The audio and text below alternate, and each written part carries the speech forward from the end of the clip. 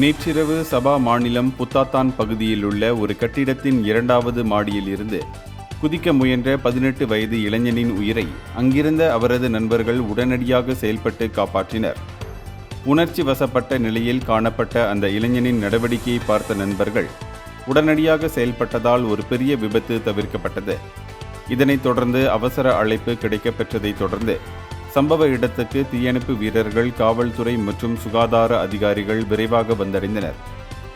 அவர்கள் அனைவரும் ஒன்றிணைந்து சம்பந்தப்பட்ட இளைஞனை சமாதானப்படுத்தி பாதுகாப்பாக கீழே இறக்கினர்.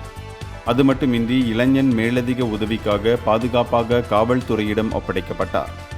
விரைவான நடவடிக்கை மற்றும் சமூக அக்கறை காரணமாக இந்த சம்பவம் எந்த அசம்பாவிதங்களும் இன்றி முடிவுக்கு வந்தது. இதற்கிடையில் மனநல அவசர நிலைகளை கையாளும் போது மக்களின் விழிப்புணர்வு மற்றும் ஒற்றுமை எவ்வளவு முக்கியம் என்பதை இந்த சம்பவம் எடுத்துக்காட்டுகிறது. இந்தியர்களின் இதய குரல் மக்களோசை.